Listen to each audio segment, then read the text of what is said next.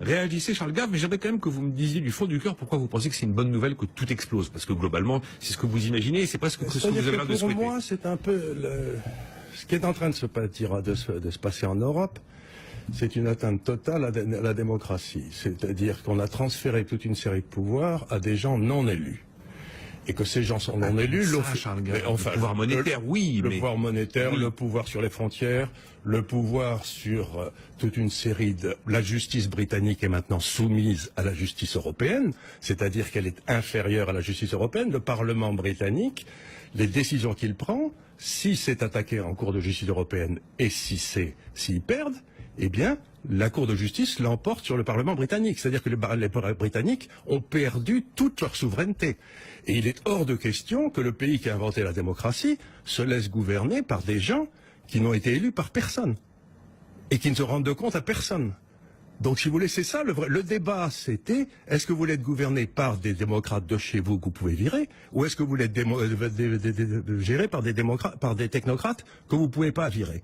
Et les Anglais ont dit en bon anglais, et je l'avais annoncé, j'ai écrit toute une série de papiers en disant le Brexit va avoir lieu, parce que les Anglais, ils choisiront pas toujours l'international, le grand large, mais ils choisiront toujours la démocratie, puisque c'est eux qui l'ont inventé.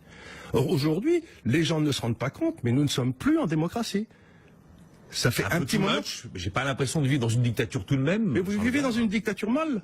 Vous vivez dans une espèce d'union soviétique mâle. Vous n'avez plus de responsabilité. Donc, on est en train d'essayer de recréer, par exemple, ça fait 40 ans qu'ils essayent de nous expliquer que les nations, c'est très mal, et qu'il faut remplacer les nations européennes, qui sont le cœur où la liberté s'exerce, par une espèce de construction européenne dont finalement les peuples ne veulent pas.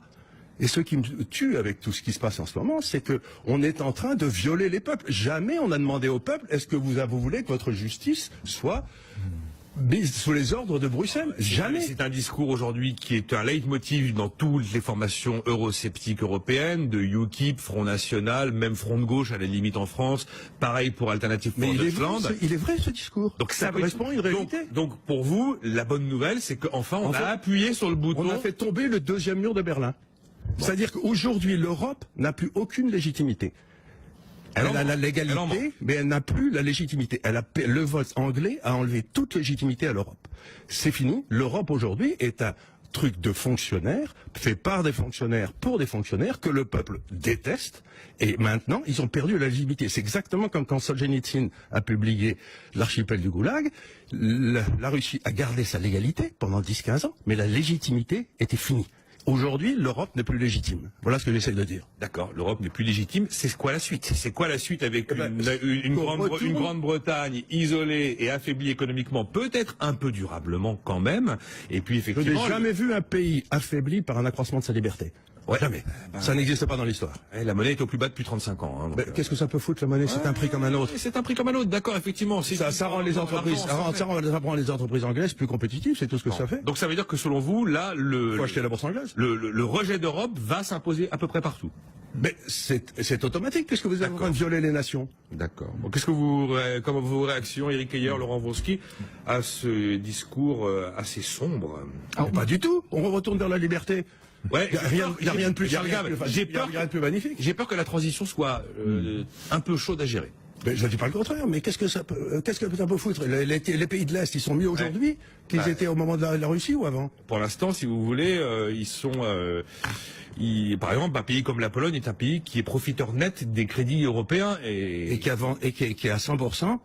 Et qui a aujourd'hui un gouvernement à 100% qui est dans la ligne de ce que je viens de dire. Parce qu'ils savent ce que c'est que de perdre ta souveraineté, les Polonais. C'est que la logique des coups de pied dans la fourmilière pour passer à autre chose, si on gère ça comme ça va très mal se passer. Voilà. Il y a des moments où il faut, à partir du moment où vous rentrez dans une dictature, il faut... Vous pouvez pas laisser... Comment ça? À partir du moment où votre système de justice décide et est superposé par un autre système de justice qui n'est contrôlé par personne, ça s'appelle une dictature. Si vous n'avez plus le contrôle de votre justice, vous êtes dans une dictature et l'Europe a pris ça sur elle.